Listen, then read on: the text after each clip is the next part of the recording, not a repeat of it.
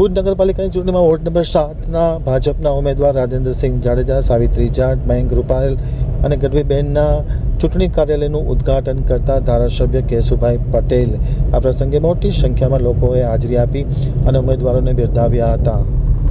ભુજ નગરપાલિકાની ચૂંટણીમાં પ્રચારમાં ગરમાવો આવ્યો છે ત્યારે વોર્ડ નંબર 7ના ચૂંટણી કાર્યાલયના ઉદ્ઘાટન સમારોહનું આયોજન કરવામાં આવ્યું હતું, જેમાં ખાસ કરીને ભાજપના ઉમેદવાર રાજેન્દ્રસિંહ જાડેજા, મયંકભાઈ રૂપારેલ, મીનાબેન ગઢવી અને સાવિત્રીબેન જાટના ચૂંટણી સમર્થનમાં આ ચૂંટણી કાર્યાલય ખુલ્લું મૂકવામાં આવ્યું હતું. આ પ્રસંગે યોજાયેલા કાર્યક્રમમાં ભુજના ધારાસભ્ય કેશુભાઈ પટેલ, માજી સાંસદ પુષ્પદાનભાઈ ગઢવી, પૂર્વ જિલ્લા ભાજપના અધ્યક્ષ અને નાગરિક બેંકના ચેરમેન દિલીપભાઈ ત્રિવેદી, કેડીસીસી બેંકના અધ્યક્ષ દેવરાજભાઈ ગઢવી, ભુજ શહેર ભાજપના અધ્યક્ષ મિતભાઈ ઠક્કર, ઉપેન્દ્રભાઈ ઉપાધ્યાય, ડૉક્ટર મુકેશભાઈ ચંદે, હરેશ કાતિરા, અરુણભાઈ વચરાજાની, રેશમાબેન ઝવેરી, બિંદિયાબેન ઠક્કર, ભરતભાઈ રાણા, રશ્મિબેન સોલંકી, મયદીપસિંહ જાડેજા સહિતના મહાનુભાવો આ પ્રસંગે ખાસ ઉપસ્થિત હતા. તેમની સાથે ઇન્દ્રસિંહજી જાડેજા પણ ખાસ હાજર રહ્યા હતા.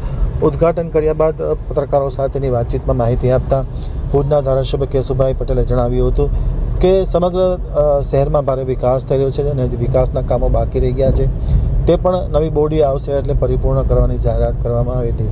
આ પ્રસંગે ખાસ કરીને ભાજપના ઉમેદવાર રાજેન્દ્રસિંહ જાડેજા, સાવિત્રી જાટ, મયંક રૂપારેલ અને ગઢવી બેને ખાસ કહ્યું હતું કે અમારી પેનલ ટુ પેનલ મતદાન થશે અને અમારી પેનલ સંપૂર્ણપણે વિજય થશે તેવો આશાવાદ પણ વ્યક્ત કરવામાં આવ્યો હતો.